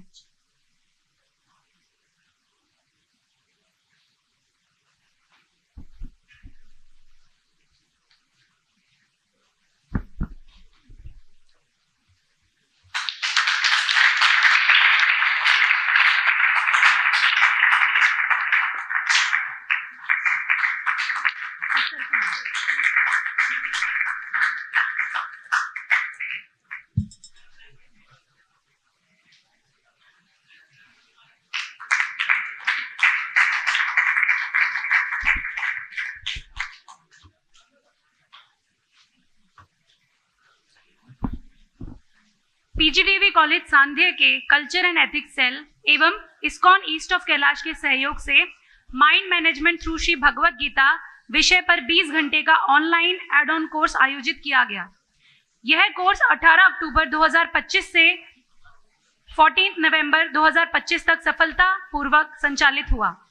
महाविद्यालय विद्यार्थियों के समग्र विकास हेतु समय समय पर इस प्रकार के एड ऑन कोर्स एवं गतिविधियां का आयोजन करता रहता है, जिनका उद्देश्य उनके भावनात्मक एवं आध्यात्मिक ज्ञान को समृद्ध करना है। हमें ये बताते हुए हर्ष हो रहा है कि इस कार्यक्रम में कुल 24 प्रतिभागियों ने सफलतापूर्वक इस कार्यक्रम को पूर्ण किया, जिनमें छात्र, प्राध्यापकगण एवं महाविद्यालय के कर्मचारी भी शामिल हैं। संस्थान को इन सभी प्रतिभागियों को उनके समर्पण एवं पाठ्यक्रम की सफलतापूर्वक उसको सफलतापूर्वक पूर्ण करने के लिए प्रमाण पत्र प्रदान करते हुए गर्व का अनुभव हो रहा है। हमारे मंच पर विराजमान सभी माननीय अतिथिगण एवं आदरणीय प्राध्यापक गण से मैं विनम्र अनुरोध करती हूँ कि कृपया आगे आकर हमारे प्रतिभागियों का उत्साहवर्धन करें तथा प्रमाण पत्र वितरण में सहयोग कर हमें गौरवान्वित करें। मैं प्रभु जी से भी अनुरोध करती हूँ कि वो मंच पर आकर वितरण में सहयोग दीजिए। प्रभु जी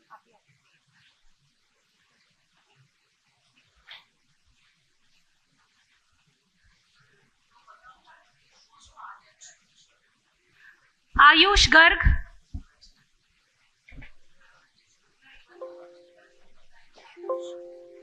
जिनको भी सर्टिफिकेट मिलना है वो लोग आगे आकर के खड़े हो जाएंगे।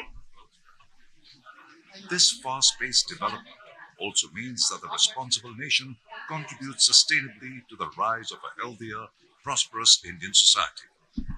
ONGC, since its inception in 1956, has made pioneering endeavors to realize the vision of a proud, self-sufficient, prosperous nation by providing affordable energy, breaking the century-old myth at the very early days of its foundation that no significant oil could ever be found in India today.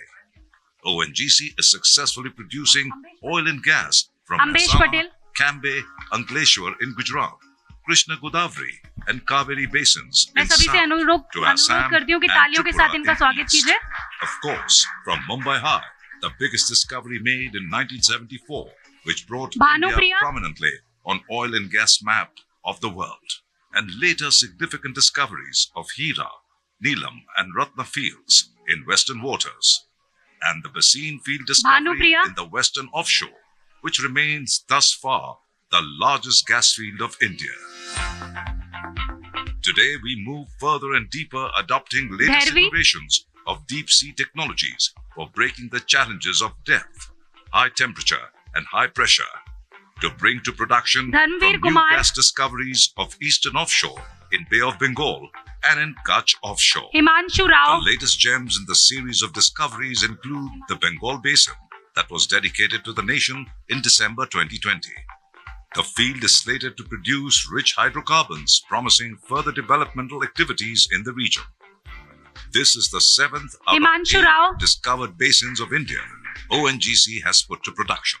The Vindhyan Basin in Hatta in Madhya Pradesh is the 9th basin of India and the 8th basin discovered by ONGC, which is ready for commercial production. Breaking the technological barriers with the adoption of latest innovations in oil and gas engineering and a focused and motivated pool, ONGC continues to be a global leader in the E&P sector and one of the most valued Indian national energy company. Satyam Verma. Equal opportunity employer. ONGC is among the most admired organizations of the country. Satyam and Verma. among the best places to work.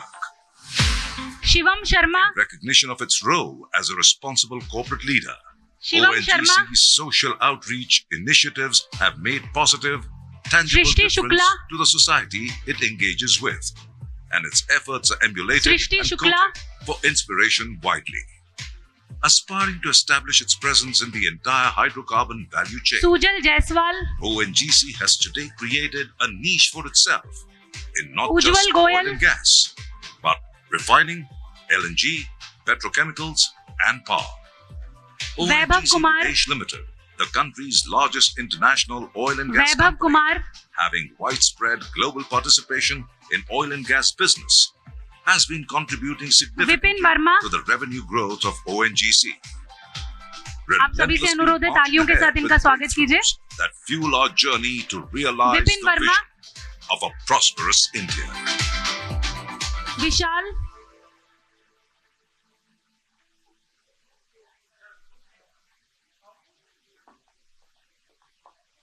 Vishal. Byomkesh.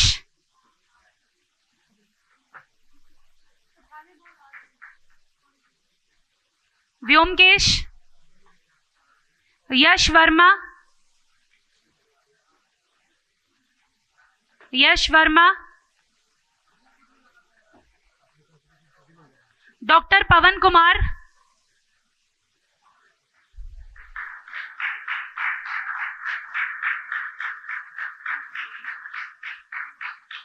Doctor Pawan Kumar,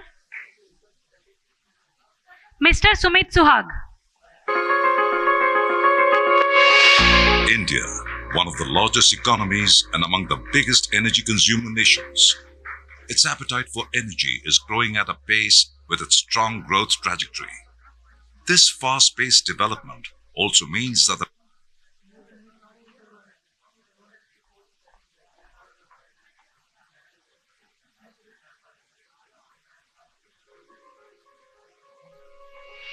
India, one of the largest economies and among the biggest energy consumer nations.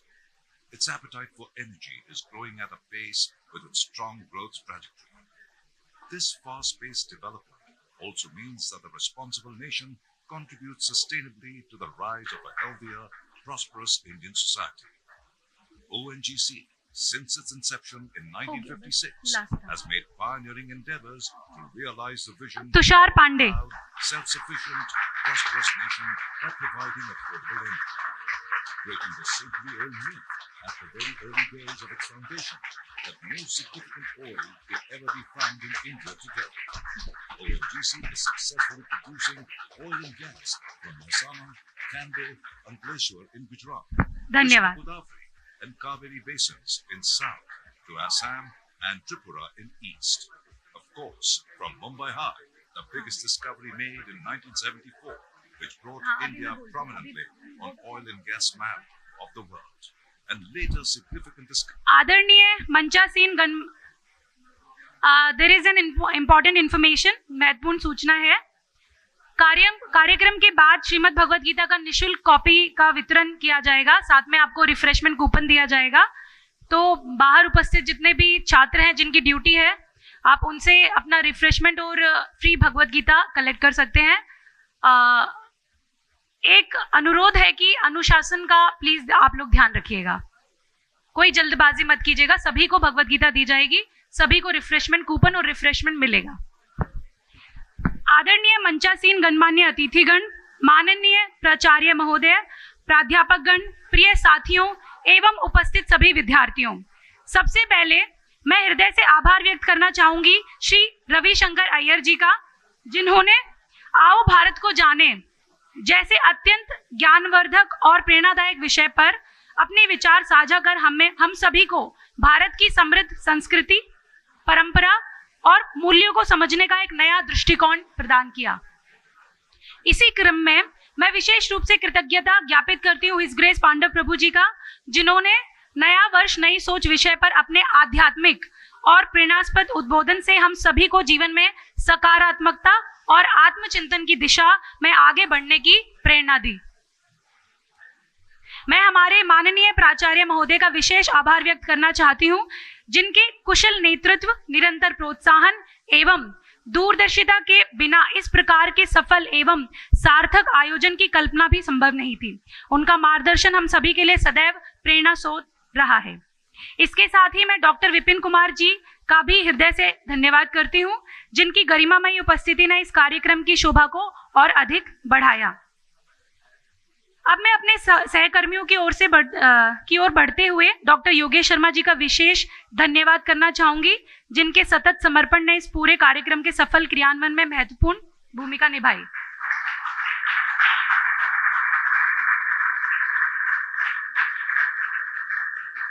इसी प्रकार मैं doctor Priyanka Chatterjee ma'am, उदिता ma'am का भी हृदय से आभार व्यक्त करती हूँ।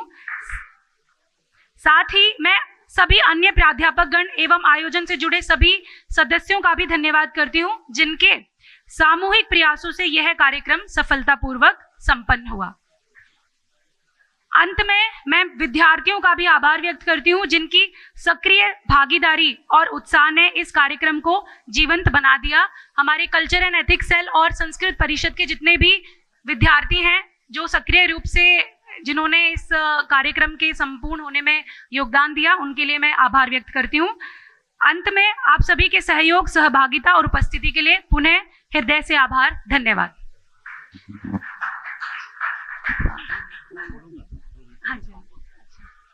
मैं विपिन जी को मंत्र पर यहाँ पर अपने शब्द शेयर करने के लिए आमंत्रित करती हूँ। जी विपिन जी। दरअसल जो आज कार्यक्रम का उद्देश्य है ये तभी पूरा होगा जब मैं 2 मिनट आपके समक्ष अपनी बात को रखूं। मंच पे विराजमान आज के मुख्य अतिथि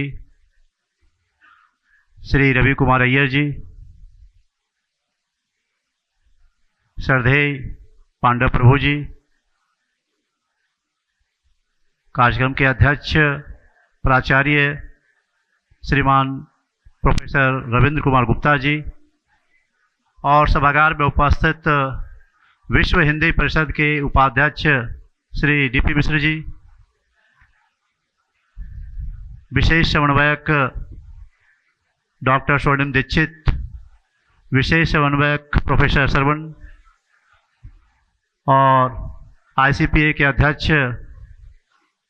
श्री मुकेश कुमार कुशवाहा जी, महाविद्यालय के शिक्षक एवं विद्यार्थीगण, आज का दिन बहुत महत्वपूर्ण है। विश्व हिंदी परिषद का हमेशा यह प्रयास रहता है कि विद्यार्थियों के बीच, भावी पीढ़ी के बीच कैसे भारतीय संस्कृति से परिचित कराया जा सके, क्योंकि आज का दिन जो हम नववर्ष के रूप में मना रहे हैं इसके पीछे भी बहुत बड़ा तथ्य है।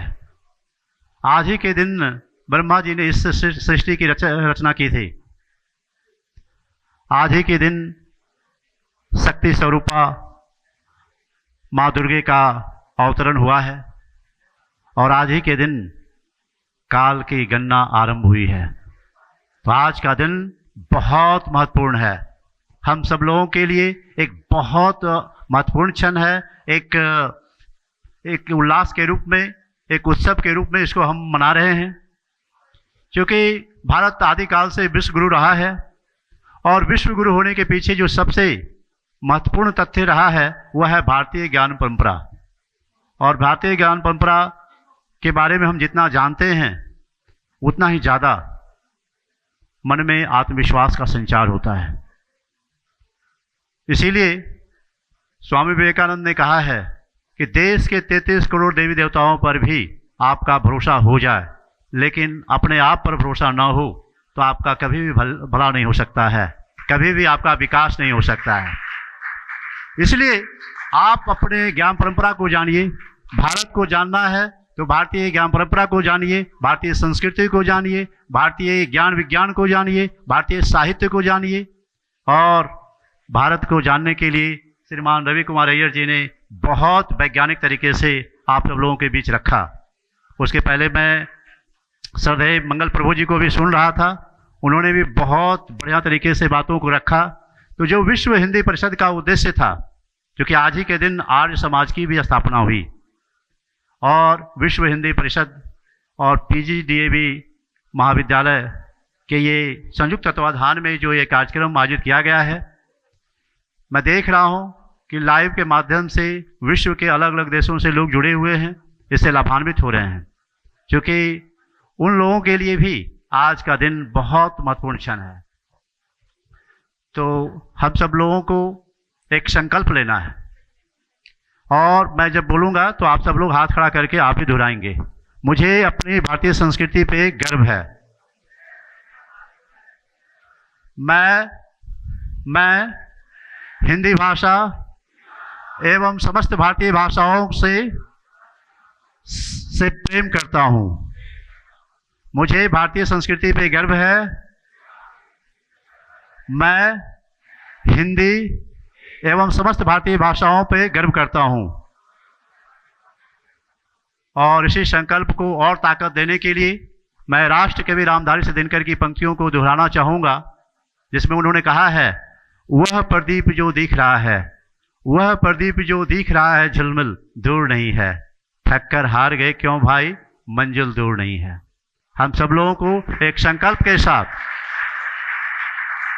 अपने आप को जानना होगा, अपने आप की शक्ति को पहचानना होगा।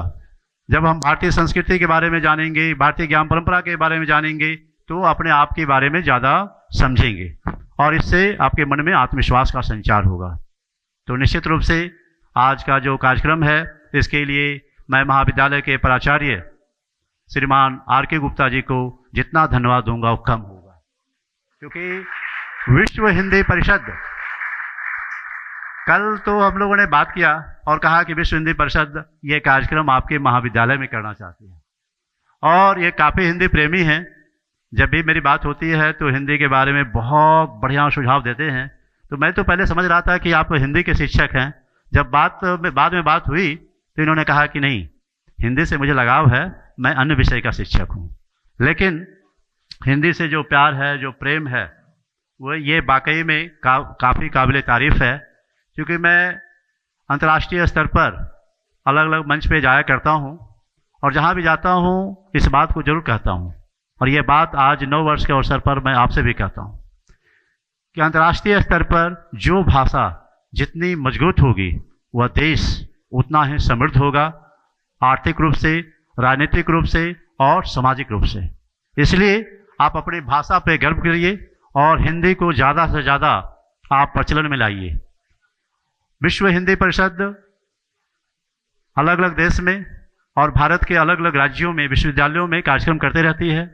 आज 9 वर्ष के शुभ अवसर पे आप सब लोगों से भी आह्वान करता हूं कि आप सब लोग भी विश्व हिंदी परिषद से जुड़ें, हिंदी भाषा और भारतीय संस्कृति के प्रचार प्रसार में आप सहयोगी बने, और अलग अलग कार्यक्रम के माध्यम से देश और विदेशों में भी यह कार्यक्रम करते रहती है। तो आप सब लोगों को विश्व हिंदी परिषद से जुड़ने के लिए आप सब लोगों को आमंत्रित करता हूं। आप सब लोगों को बहुत बहुत धन्यवाद, साधुवाद। एक बार पुनः भारतीय नववर्ष की, हिंदू नववर्ष की ढेर सारी शुभकामना, बधाई, नमस्कार।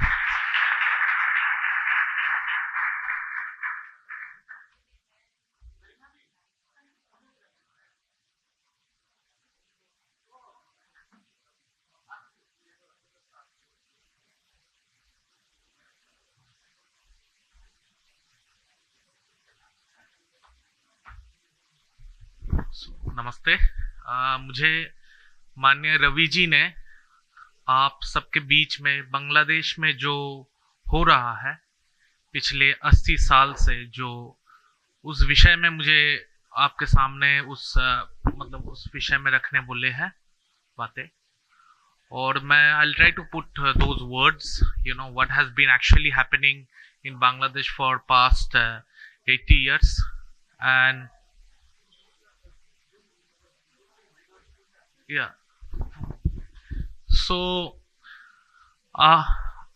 हमें सबको मालूम है कि 1947 में भारत पार्टीशन हुआ, लेकिन पार्टीशन में अराउंड 2 करोड़ लोग माइग्रेट हुए थे, and that was a devastating migration. लेकिन वो पार्टीशन चालू कहाँ से हुआ है, एंड दैट बेसिकली एक रायट हुआ था नोआखाली बोल के, Noakhali riot. Around lakhs of people were forcefully converted and migrated, and they were made to take refuge in shelter homes, many shelter homes, and लाखों लोगों को मारा भी गया था। एंड उसके पश्चात आज तक वहां पे कंटिन्यूअस जेनोसाइड हो रहा है, साइलेंट जेनोसाइड। तो कुछ I think last 18th of December आप सबने देखे होंगे कि दीपू कुमार दास, एक नौजवान जो एक फैक्ट्री में काम करता था, उनके खिलाफ उनके जो कोलीग्स है उनको लगा कि इसको ही इज ग्रोइंग अप, वो अच्छा कर रहा है अपना प्रोफेशन में, तो इनके खिलाफ एक ब्लास्फेमी का केस लगा देते हैं कि वो नवी जी को गाली दिया। देन आप सबने देखे कि how brutal the video was. तो उनको मार के जिंदा जलाया गया था ऑन द रोड। आपने जो दीपू कुमार दास का 18th of December 2025 आपने जो देखे हैं, that is not the first incident that has been happening, that has happened in East Bengal or Bangladesh, whatever it may be। जैसे मैं 1946 से चालू करता हूं, सुचिता कृपालनी, बाद में आचार्य कृपालनी जी के पत्नी, जो कांग्रेस के प्रेसिडेंट थे 1947 में, और बाद में सुचेता कृपालानी जी उत्तर प्रदेश के मुख्यमंत्री भी हुए थे। जब नोआखाली के राइट हुए थे, लाखों लोग बेघर हुए थे, हजारों लोगों को मारा गया था and many women's were raped, तो उस समय सुचेता कृपालानी जी वहां पे गए, जाके एक कुछ सेवा केंद्र चालू किया and every day she used to visit new villages with her team along with her. Then eventually one fine day what happened, एक दिन एक गांव में गया तो एक लड़की आके उनके पैर में आके पड़ी और बोली कि मेरा परिवार के सारे लोगों को मारा गया है, मेरा हस्बैंड को बांध के जो थैचेड बैम्बू वॉल्स होता है वो उनके ऊपर देके पेट्रोल का they have spread petrol on him and they have burned him alive, and my other family members had also been killed, and ये जो व्यक्ति है ये मुझे जबरदस्ती शादी करके लाए हैं and they keep molesting her, the gentleman and his children. So फिर ऐसे हजारों इंसिडेंट्स हैं। जस्ट 1964 का एक इंसिडेंट बताता हूं।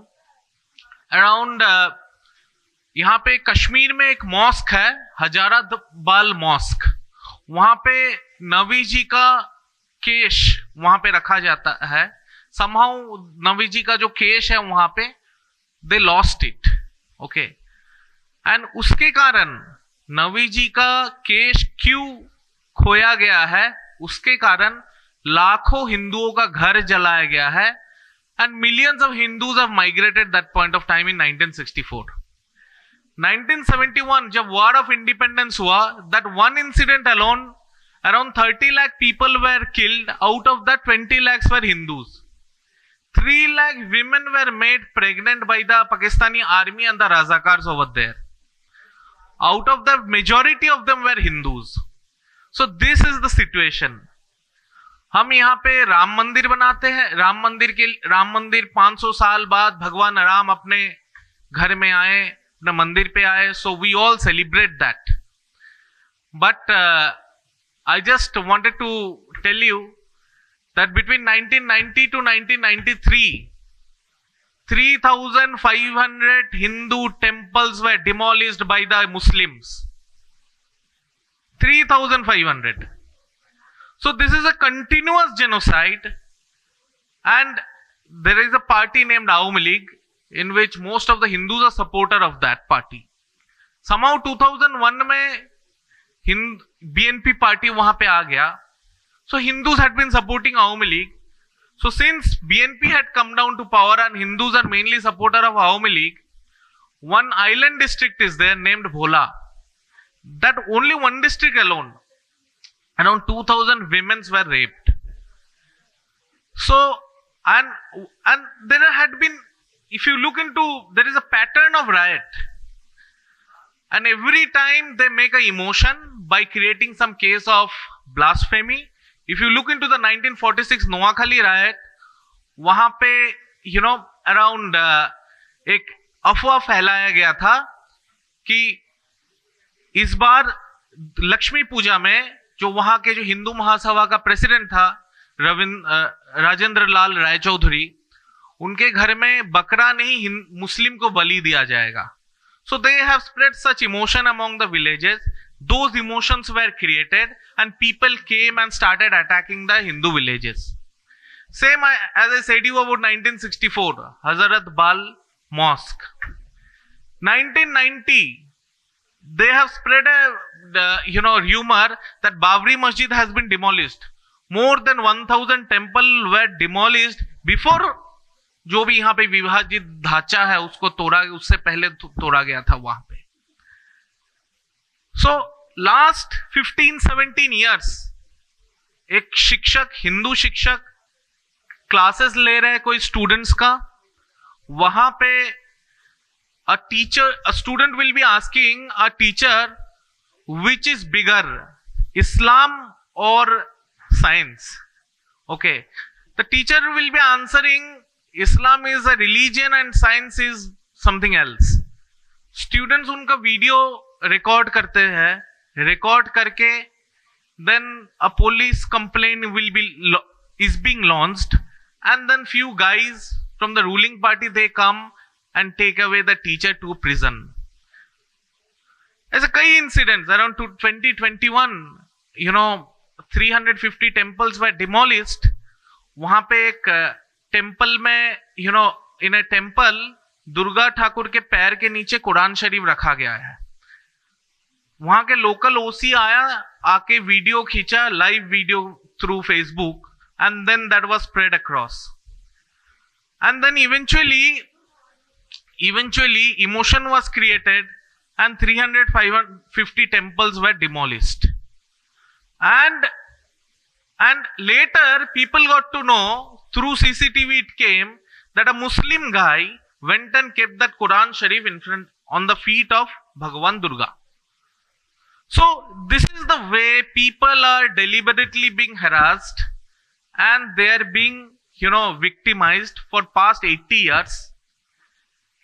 So we say that from Gandhar till Indonesia, it's Akhanda Bharat. So we have a neighbor which had got bifurcated in 1947. Still around 2 crore Hindus are there who are being butchered every day. What is our stand there? हम लोग क्या कर रहा है? So जैसे 18th of December हमने we decided, जैसे दीपू चंद्र दास को पिछले साल जिंदा जला दिया गया था, so हम लोग एक संकल्प लिए है कि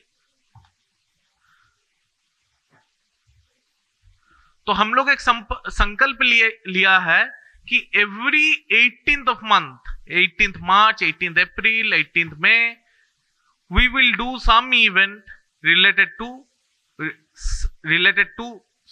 Bangladesh, for the Hindu Bangladeshis. So ये विषय है. So what we are going to do in every 18, आप लोग इस कॉलेज के विद्यार्थी हो, आप लोग क्या करने वाले हो for the better life of Hindus of Bangladesh. They are 2 crore. There's our ambassador. They're the ambassador of our culture over there. So how you are going to support them being there? They're in such volatile environment. So I request you all to take एक संकल्प लेना चाहिए सबको कि हम कुछ करेंगे every 18th day of the month. So with this, I look forward for your active role in taking up this movement. And with this, मैं सबको धन्यवाद अर्पित करना चाहता हूँ and the management of this college for giving me an opportunity to speak before you all. Namaste.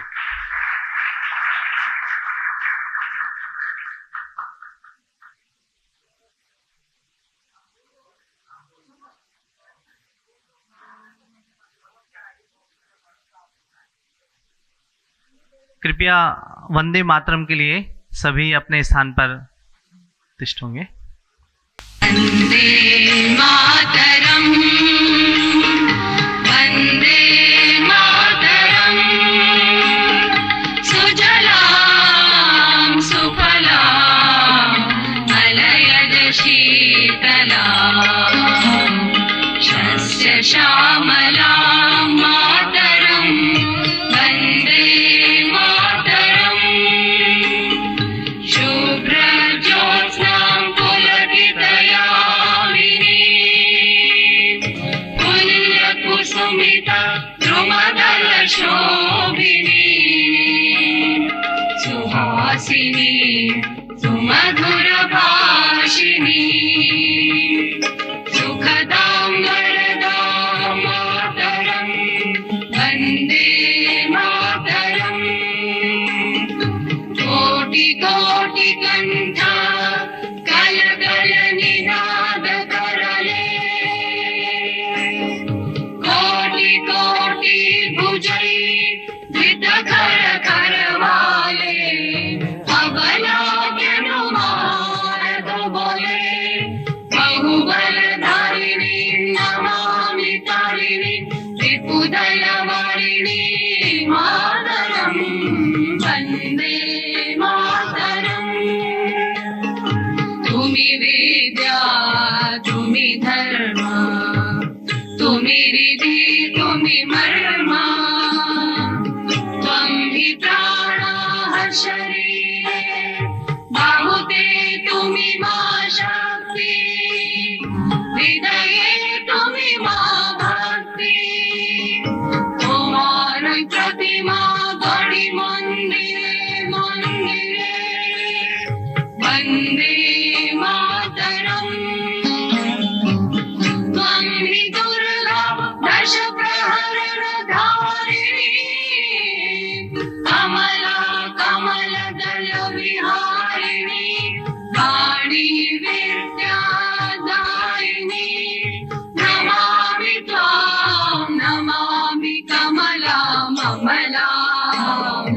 अतुला सुजला सुफला मातरम् वन्दे मातरम्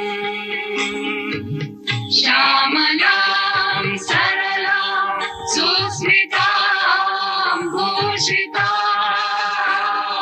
धरणीं भरणीं मातरम् वन्दे मातरम् वन्दे मातरम्। भारत माता की, भारत माता की, भारत माता की। कृपया सभी अपने स्थान को ग्रहण करेंगे। एक सूचना है, बस उसके उपरांत अल्पाहार की व्यवस्था है और सभी एक सामूहिक चित्र लेंगे। तो निवेदन है, जो भी जिन छात्रों को पुरस्कार मिला है और जो कमिटीज हैं उनके जो प्रमुख छात्र हैं वो सभी कृपया मंच पर और कुछ अपने स्थान पर आएंगे। और जो यहाँ हमारे अतिथिगण आए हुए हैं कृपया उनसे निवेदन है मंच पर आएं और एक सामूहिक चित्र सभी का हो जाएगा। और जो व्यवस्था में लगे हुए हैं कृपया वो व्यवस्था में लगे रहें और साथ में ही अन्य जो छात्र हैं वो एक एक करके अल्पाहार की व्यवस्था है उस अल्पाहार को स्वीकार करते हुए प्रस्थान करेंगे। कृपया निवेदन है मंच पर आइए एक सामूहिक चित्र के लिए।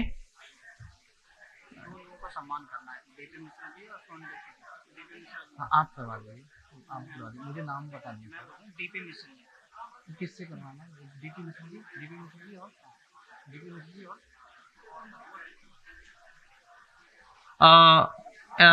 एक हमारे अतिथि हैं श्रीमान डीपी मिश्र जी, उनका स्वागत करने के लिए मैं निवेदन करूंगा प्राचार्य महोदय और अतिथि से। डीपी मिश्र जी का कृपया स्वागत करेंगे अंगवस्त्र प्रदान करके। और कौन है? स्वर्णिम दीक्षित जी। और स्वर्णिम दीक्षित जी। डीपी मिश्र जी हमारे समक्ष है और स्वर्णिम मिश्र जी से भी निवेदन करूंगा कृपया आए। और स्वर्णिम दीक्षित जी, जी जी स्वर्णिम दीक्षित जी, हाँ हाँ। और स्वर्णिम दीक्षित जी के बाद में कृपया मुकेश कुशवाहा जी भी उपस्थित होंगे। कृपया अंगवस्त्र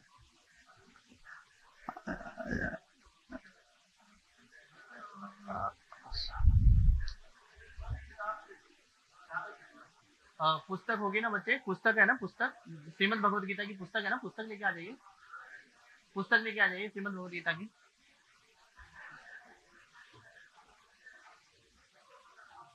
दो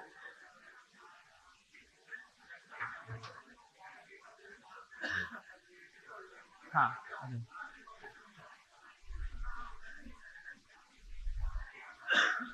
जी। और महोदय के बाद में श्रीमान कुशवाहा जी से निवेदन करूंगा कृपया मंच पर धारें। आपका भी सम्मान करने के लिए प्राचार्य महोदय और हाँ जी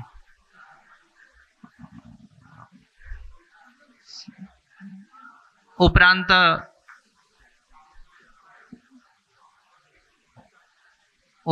श्रवण कुमार जी से निवेदन करूंगा कृपया आप भी पधारें। आप भी कृपया श्रीमद् भगवद गीता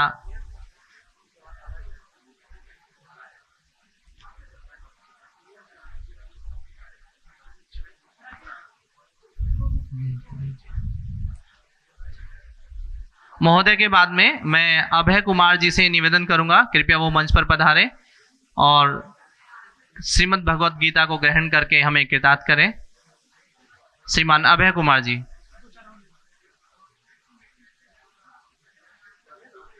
जी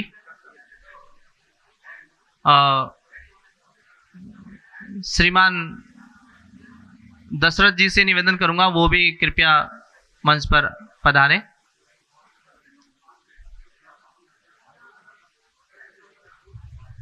दशरथ जी जी।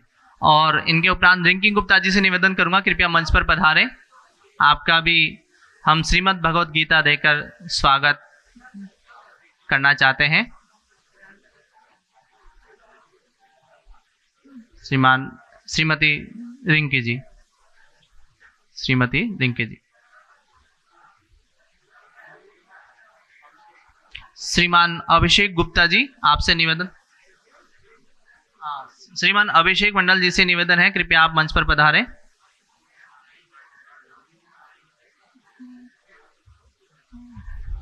और श्रीमद् भगवद गीता,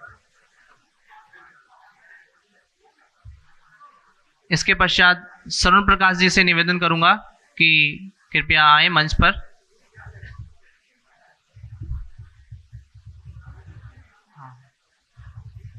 कृपया मंच पर पधारिए। आइए महोदय, आइए आइए।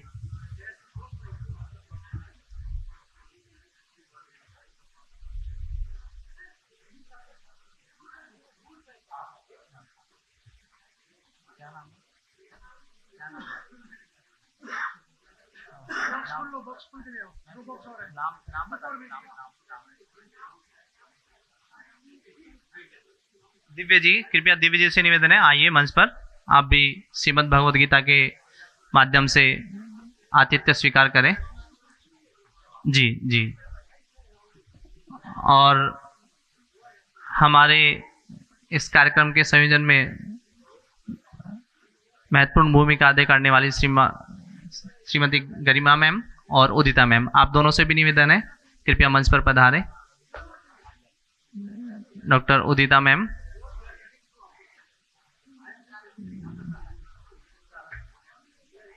श्रीमद् भगवद गीता पुस्तक ही ऐसी है कि देखने मात्र से ही पुण्य का लाभ होता है, तो पढ़ने से कितना लाभ प्राप्त होगा। ये सभी छात्रों के लिए इस्कॉन कैलाश, ग्रेटर कैलाश की ओर से निःशुल्क सभी छात्रों को वितरित की जा रही है। इसके लिए इस्कॉन का हम बहुत बहुत आभार और धन्यवाद ज्ञापित करते हैं।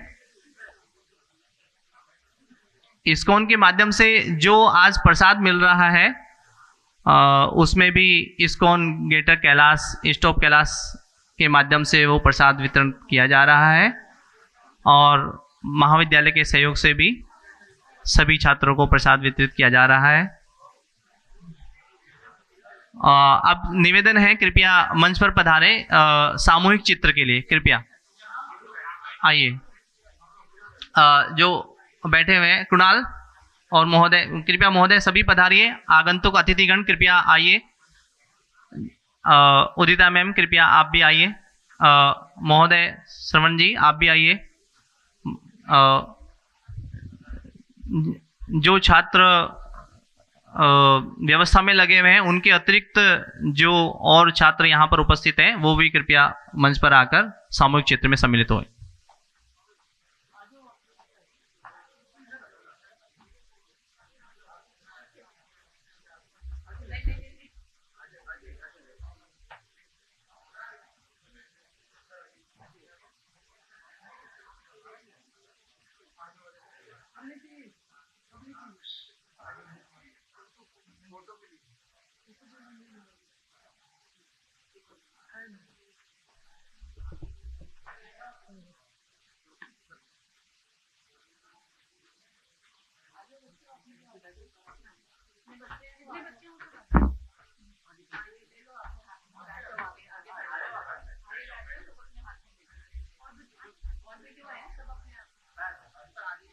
विद्यार्थी आना